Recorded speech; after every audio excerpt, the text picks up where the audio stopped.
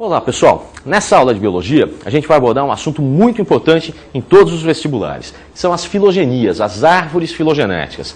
Elas são representações das relações evolutivas que existem entre os seres vivos. Elas podem descrever as relações entre diferentes espécies, gêneros ou mesmo reinos. Qualquer nível taxonômico pode ser descrito por elas. E o importante é você saber fazer a leitura de uma árvore filogenética. Então a gente vai ver aqui uma variedade delas que eu tirei da internet e a gente pode analisar o que elas têm de informação. Essa daqui tem uma configuração muito mais artística, né? Mas ela nos dá ainda algumas informações. Uma origem comum de todos os seres vivos, que acabam por se diversificar, formando ramos distintos de formas de vida. Tá? Alguns desses ramos se comunicam, mas eu não tenho muita ideia de tempo passado, de duração, de quem são eles. Só essas identificações mais simples com alguns representantes desses seres. É principalmente uma representação artística. A gente vê, essa daqui já tem uma outra intenção, uma outra finalidade.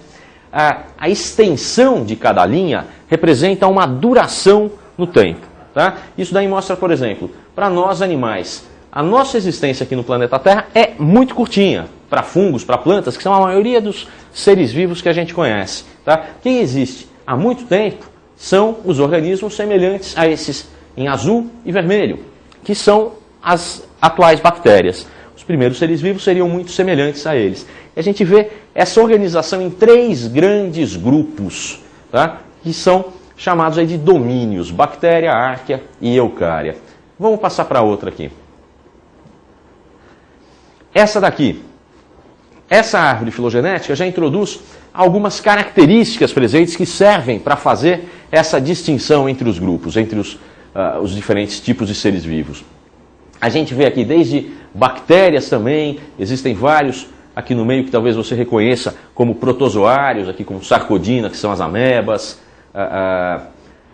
fungi, metazoa, que são os animais, plantas, muitas algas, clorofícias, todos aparentemente misturados. Mas esses caracteres, por exemplo, aqui o número 4, que é mitocôndria, significa o quê? Que desse ponto, que está marcado com o 4, em diante, todos aqui, ó, desde esse tal diplonema até metazoa, apresentam essa característica. Tá ok? Vamos dar uma passada adiante.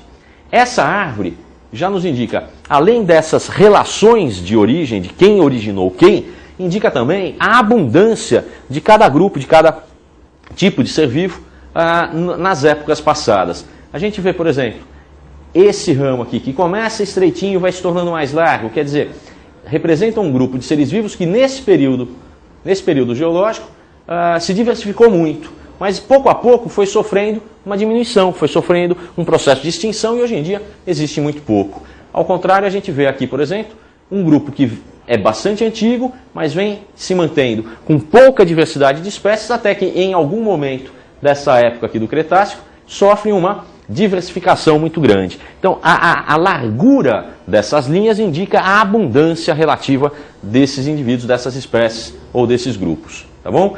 E por último, a gente vê essa árvore aqui, que procura mostrar as relações filogenéticas das plantas, aqui briófitas, pteridófitas, gimnospermas, angiospermas, com as algas verdes, que são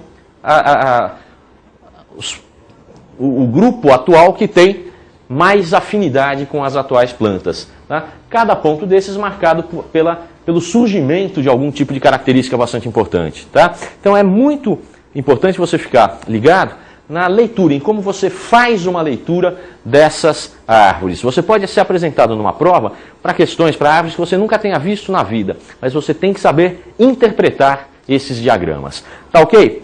A gente se vê em outra ocasião. Fica para a próxima. Até logo.